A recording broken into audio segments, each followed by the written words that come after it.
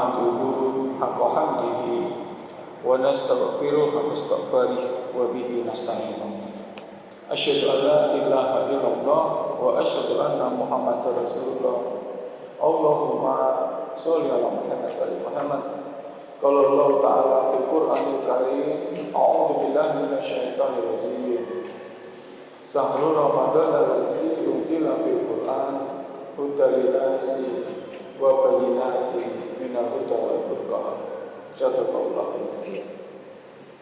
Jamaah tarawih yang sangat saya hormati, rahimakumullah. Mari kita bersyukur atas nikmat Allah SWT yang telah memberikan nikmatnya untuk kita sekalian, sehingga hari ini kita masih diberikan kesempatan untuk meningkatkan kemuliaan kita di hadapan Allah SWT sebelum datang satu masa untuk kita tidak akan mungkin lagi melakukan hal-hal yang meningkatkan derajat kita ketika kita sudah dipanggil Allah SWT. Di dalam surat Al-Baqarah ayat 185, Allah SWT menegaskan tentang turunnya Al-Quran sebagai bayinah, sebagai petunjuk bagi manusia. Al-Quran itu diturunkan untuk memahamkan manusia, baik itu yang gaib maupun yang syahadah.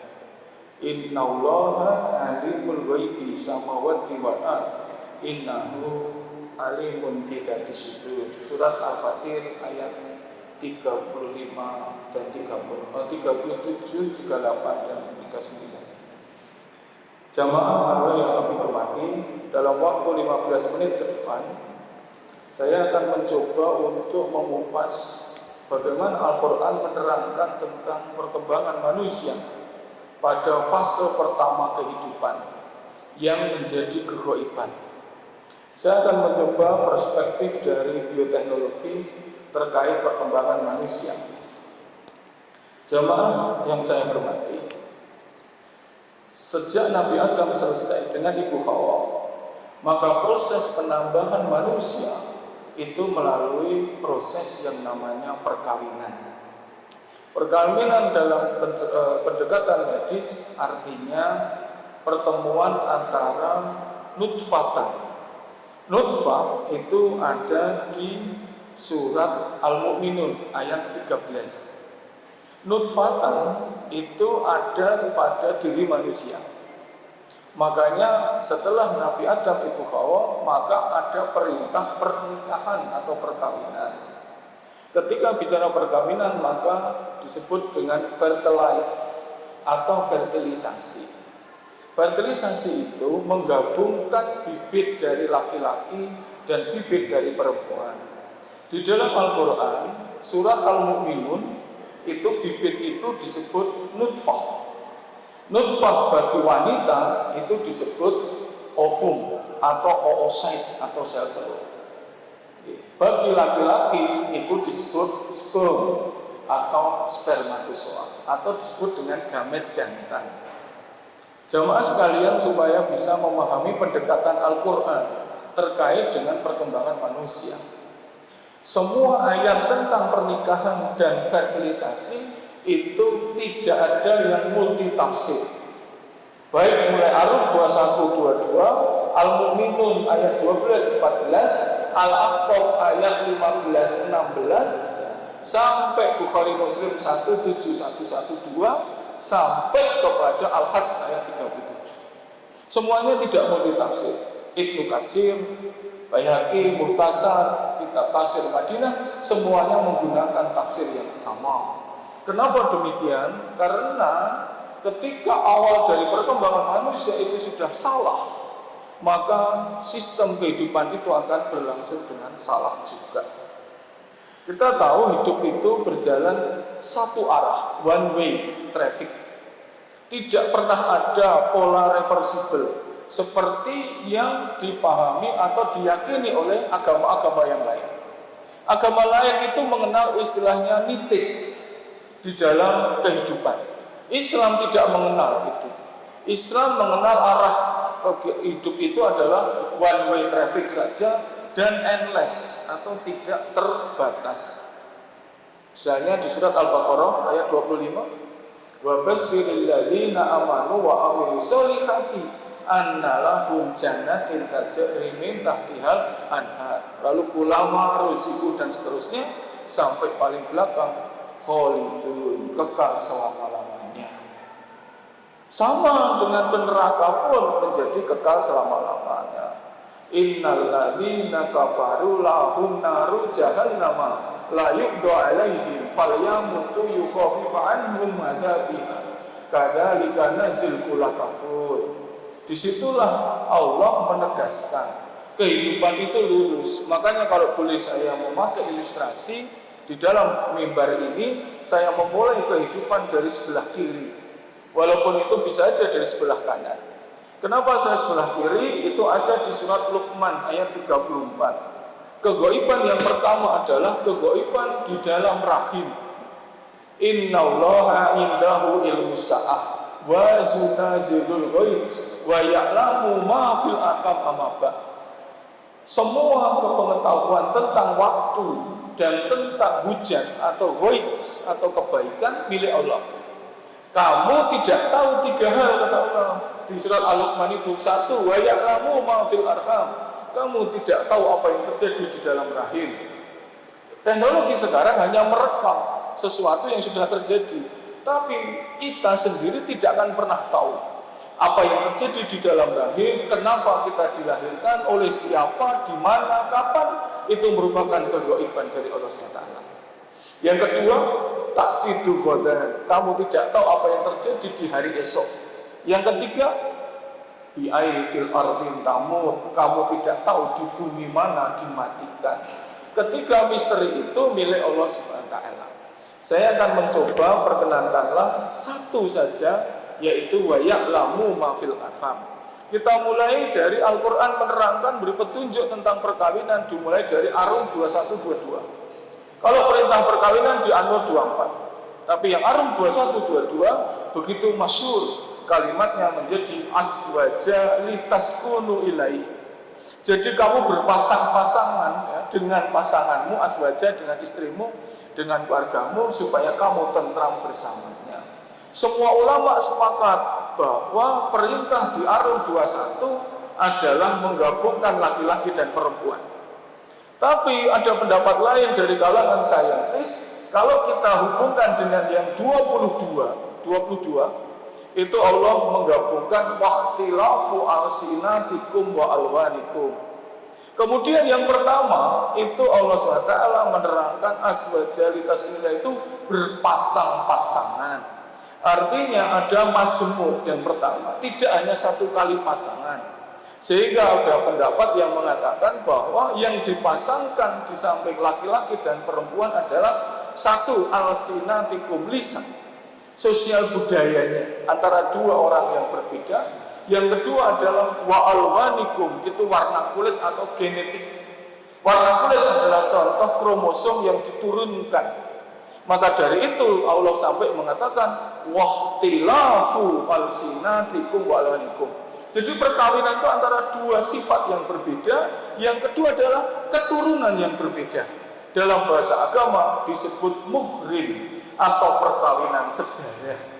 Perkawinan sedarah itu tidak boleh, sehingga siapa saja yang boleh dikawinkan dan tidak, dikawin dan tidak, itu secara jelas ada. Kenapa? Ribuan tahun yang lalu Allah sudah melarang perkawinan sedarah. Setelah bioteknologi itu menjadi berkembang, sekarang terjawab sudah. Kenapa Allah itu melarang perkawinan sedarah? Ternyata setelah kita teliti, kromosom ya, di dalam tubuh ini itu 2N. Ya, kita sebut saja 2N. Berisi dua rangkaian basa nukleotida yang jumlahnya miliaran, yang membawa sifat dari manusia. Jadi tubuh ini 2N.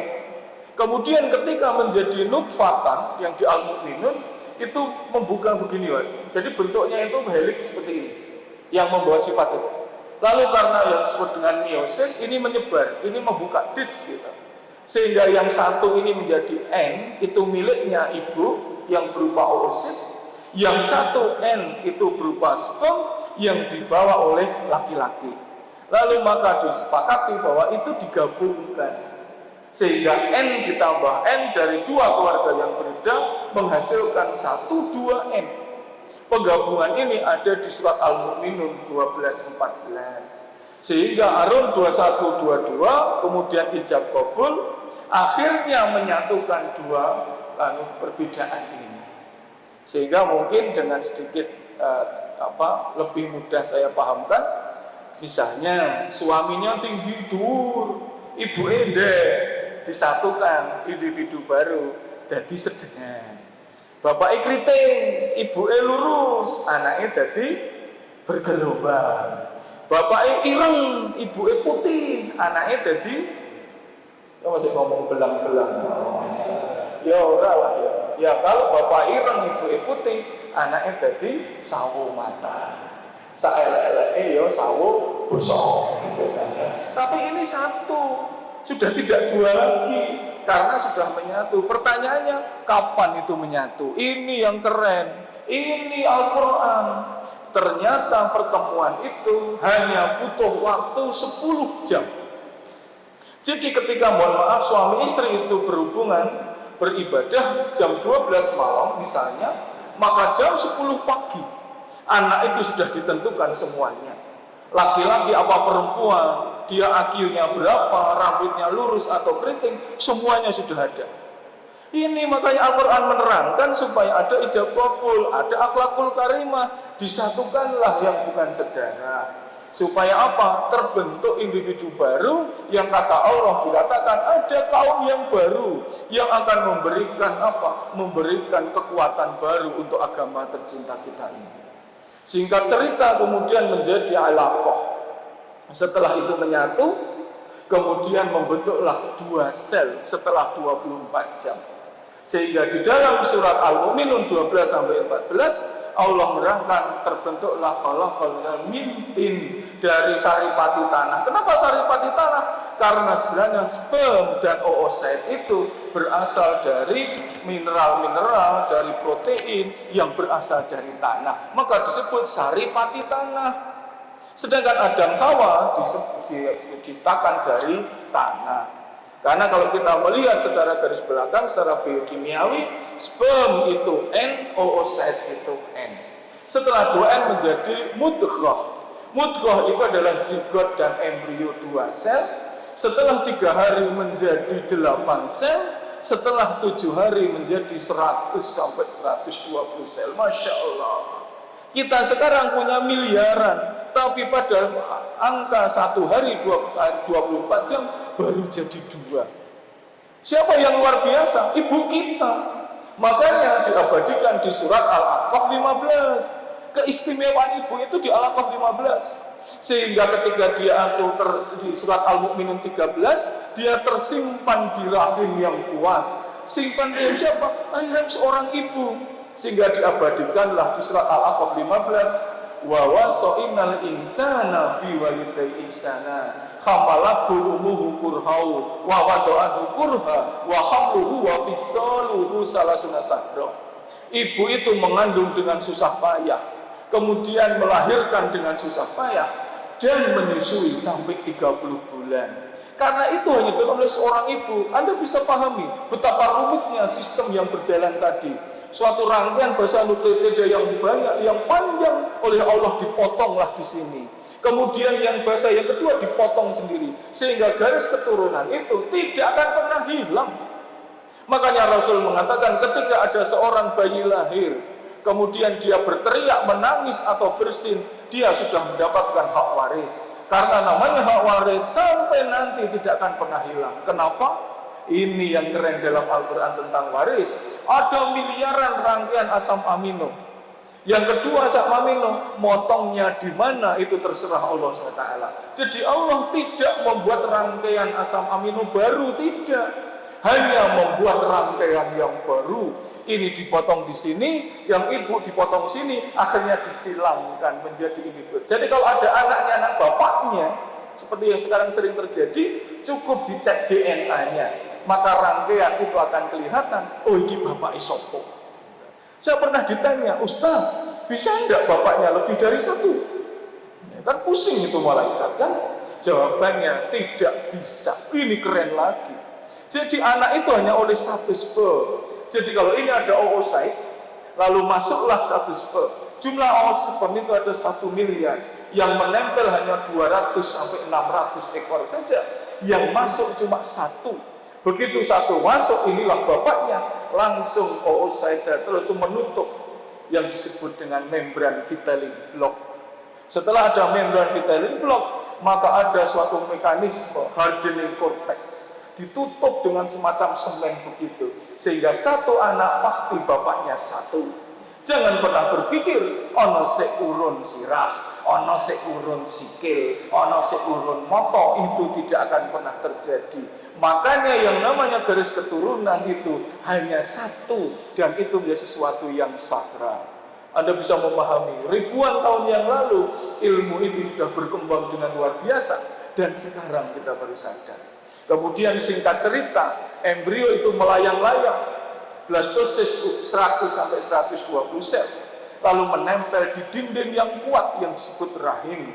Disitulah ada suatu peristiwa yang luar biasa, ketika Allah menanyakan embrio kecil itu, ukurannya adalah mikron, nggak bisa dilihat. Pertanyaannya adalah, alastu birabbikum, kamu mau aku jadi Robmu? Apa jawabannya? Qalu bala syahidna. Bala itu dalam ilmu Al-Quran artinya menjawab tanpa jeda. Saya bersaksi panjenengan Rob saya, dan saya bersaksi sampai hari kiamat nanti ada. Makanya kalau ada seorang anak itu lahir, lalu belum akil balik, dia meninggal, agama apapun pasti masuk surga. Karena Allah mengatakan yang menjadikan dia Yahudi, Majusi, dan Nasrani adalah orang tuanya. Sedangkan embrio itself itu dia sudah bersaksi ketika fase embrio atau mudghah dan alaqah. Akhirnya berkembanglah yang disebut dengan organogenesis, tumbuhlah semua sistem yang ada. Kalau dalam mukminun dengan adanya daging dibuat dengan kulit, tapi lebih dalam dari itu dimulai dari tulang belakang. Kemudian berkembanglah saraf-saraf dan sebagainya. Akhirnya 9 bulan 10 hari Allah mengatakan wa wada'anhu kurha, saatnya kamu lahir. Setelah lahir di dunia, prosesnya berubah menjadi sesuatu yang syahadah, tidak gaib lagi. Nah, disinilah syahadah. Karena apa yang terjadi di sini, yang ada di kelompok kedua seperti sekarang, akan berlanjut di ayat berikutnya, surat Al-Munafikun 11, kemudian menjadi alam barzah. Alam barzah kemudian ada dua pilihan. Pilihannya malah di surga atau di neraka. Innal ladzina kafaru lahum naru jahannama la yuqda alaihim falyamutu la yu'alaihim falyamutu yukhafifa anhum nadabiha kadzalika nazil kula kafur. Itu yang sebelah kiri. Yang sebelah kanan, maka Allah akan memberikan sebuah surga, jannatun adni yadkhulunaha yukhalauha fiha asawira min dhahabin wa lu'lu'a wa libasu fiha harir. Demikianlah proses itu Bapak sekalian. Dan Al-Quran sebagai hudalinas, inilah sebenarnya cuman keterbatasan kita. Makanya Rasulullah SAW mengatakan, siapa orang yang terbaik? Orang yang mempelajari Al-Quran kemudian mengajarkannya. Jadi kita kadang-kadang sombong, merasa sudah hebat, bisa memahami Al-Quran, wis amal Quran, sehingga mereka malas atau ujub terhadap kemampuannya. Baru setengah jam saya ngomong, saya baru mengambil satu sisi dari keghaiban. Bisa dibayangkan, karena ke selatan sana itu endless. Hidup itu tidak terminated, tidak ada balik lagi. Semoga kita menjadi orang-orang yang selalu istiqomah dengan kerendahan hati kita mempelajari Al-Quran untuk menambah kebaikan dan keyakinan kita pada Allah SWT. Semoga Bapak Ibu semakin yakin dengan apa yang ada dalam Al-Quran, semakin semangat untuk mempelajari, karena sehebat kita Al-Quran tidak akan habis. Ibaratnya tinta di laut itu, sebanyak air laut ditulis di daun-daun seluruh dunia dan isinya ini tidak akan cukup untuk mengambil ilmunya. Semoga Allah SWT memberikan kerendahan hati dan kekuatan untuk kita. Rabbana atina fid dunya hasanah wa fil akhirati hasanah wa qina adzabannar walhamdulillahi rabbil alamin. Banyak salam mohon maaf, saya akhiri. Assalamualaikum warahmatullahi wabarakatuh.